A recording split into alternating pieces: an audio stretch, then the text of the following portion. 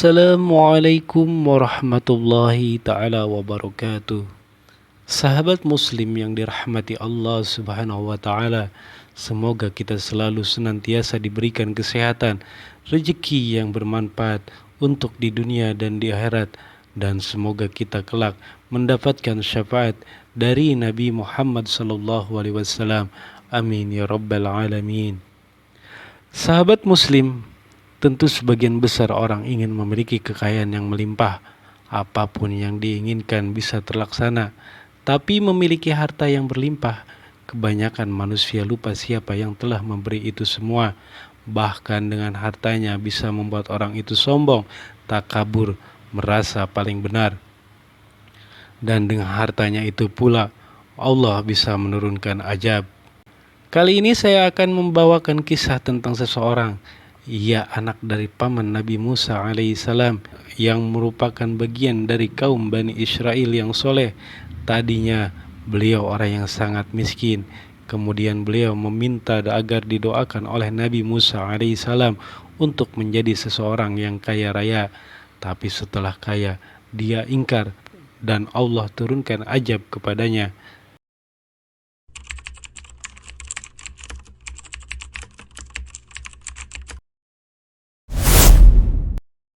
Sahabat muslim, tentu kita pernah mendengar istilah harta karun. Hal ini ternyata diambil dari istilah harta korun, salah satu kerabat Nabi Musa alaihissalam yang bergelimang harta. Di balik kehidupannya yang kaya raya, ternyata tersimpan sifat kikir atau pelit hingga kesombongan. Sikap buruk itulah yang akhirnya membawa malapetaka hingga Allah memberikan ajab yang pedih untuk dirinya. Korun merupakan anak dari paman Nabi Musa alaihissalam yang juga merupakan bagian dari kaum Bani Israel yang saleh. Ia memiliki nama lengkap Korun bin Yashar bin Qahis bin Lawi bin Yakub. Nama Korun terkenal di kalangan umat Nabi Musa alaihissalam. Beberapa riwayat mengatakan bahwa sebelumnya Korun adalah seorang hamba yang miskin dan soleh. Ia memohon kepada Nabi Musa untuk didoakan agar dirinya memiliki sejumlah harta. Doa itu pun dikabulkan Allah subhanahu wa ta'ala. Korun berkembang menjadi orang yang kaya raya hingga terkenal di seantero negeri. Sayangnya, ketenaran namanya ini bukanlah karena kebaikannya, melainkan karena kesombongan dan sifat kikir. Penyebab kesombongan Korun berasal dari harta kekayaannya yang sangat melimpah. Alih-alih membelanjakan hartanya di jalan Allah, ia justru lupa terhadap zat pemberi rezeki dan maha kaya. Dalam kisah Korun ini, ia enggan membantu fakir miskin. Hidupnya bahkan semakin sombong, angkuh, hingga menentang perintah Tuhannya. Hal ini Allah tuangkan dalam Al-Quran surat Al-Qasas ayat 76 yang artinya, sesungguhnya Korun adalah termasuk kaum Musa, maka ia berlaku aniaya terhadap mereka, dan kami telah menganugerahkan kepadanya perbendaharaan harta yang kunci-kuncinya sungguh berat, dipikul oleh sejumlah orang-orang yang kuat-kuat. Kisah Korun digambarkan sebagai sosok yang sombong dan suka pamer kemewahan.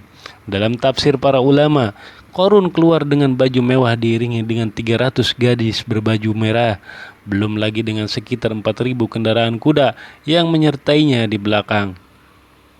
Siapa yang tak iri melihat harta benda dan kemegahan Korun? Namun tak sedikit pula kaumnya yang mengingatkan, janganlah kamu terlalu bangga, sesungguhnya Allah tidak menyukai orang-orang yang terlalu membanggakan diri, yaitu farihin. Dalam tafsir At-Tabari, para ulama mengartikan kata farihin sebagai takabur, zalim, berbuat kerusakan, arogan, dan tidak mau bersyukur terhadap nikmat. Selain itu, Korun juga pernah menerima nasihat untuk tidak membanggakan kebahagiaan dunia.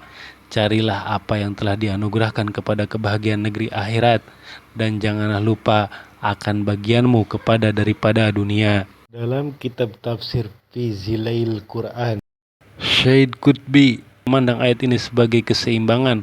Maksudnya adalah seorang yang dikaruniai harta kekayaan hendaklah selalu berorientasi kepada akhirat. Namun Allah Subhanahu wa Ta'ala pun tidak melarang siapa saja untuk mengambil sebagian hartanya untuk kepentingan duniawi selama sesuai kebutuhan. Kisah Qarun tak berhenti dari kebiasaannya memamerkan harta. Selain sombong, ia juga sangat pelit, bahkan menolak untuk mengeluarkan zakat. Ketika datang perintah zakat, Nabi Musa alaihissalam pergi menemui Qarun dan memintanya mengeluarkan zakat sebesar 1 dinar dari setiap 1000 dinar hartanya. Qarun juga diperintahkan berzakat 1 dirham dari setiap 1000 dirham, 1 kambing dari setiap 1000 kambing, dan seterusnya. Qarun pun menghitung seluruh hartanya dan menyadari bahwa jumlah zakatnya ternyata sangat besar. Alih-alih mengeluarkan zakat, sifat kikirnya justru mencuat. Ia mengatakan bahwa amalan tersebut hanyalah akan mengurangi kekayaannya saja. Qarun pun mengumpulkan sekelompok Bani Israel dan mencoreng nama baik Nabi Musa alaihissalam. Selama ini kalian taat terhadap apa yang diperintahkan Musa.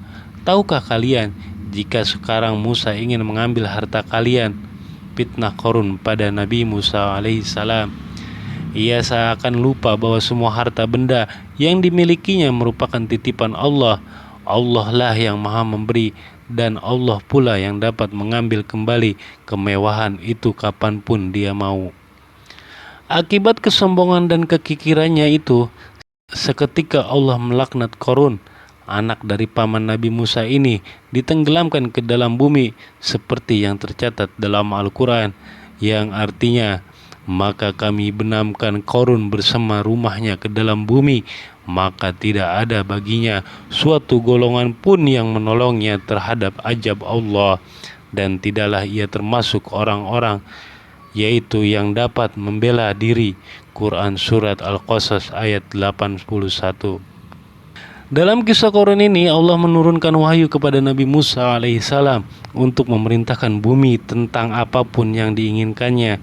Nabi Musa pun datang dengan wajah yang sangat marah. Tak kuasa melihat aura kemarahan Nabi Musa, barulah Qarun merajuk, "Wahai Musa, sayangilah aku." Nabi Musa tak mempedulikan perkataan anak dari pamannya itu. Beliau lantas berkata pada bumi, "Wahai bumi, ambillah mereka." Tak lama kemudian rumah Qarun seketika mulai bergetar. Sosok sombong dan kikir ini mulai dibenamkan hingga bagian lututnya.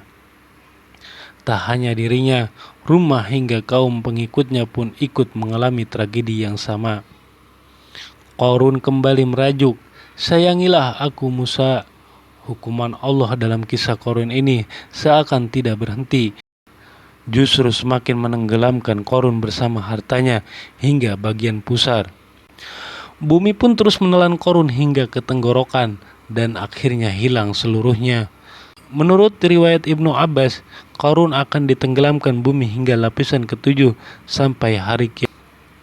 Dari kisah Qarun ini terdapat hikmah bahwa harta benda bagikan pisau bermata dua. Kekayaan sejatinya adalah rezeki dari Allah, namun di sisi lain juga bisa menimbulkan rasa sombong hingga menjauhkan diri dari Allah. Maka itu, belanjakanlah harta di jalan Allah agar mendapat keberkahan lebih baik lagi. Amin ya rabbal alamin. Wabillahi taufiq wal hidayah. Wassalamualaikum warahmatullahi taala wabarakatuh.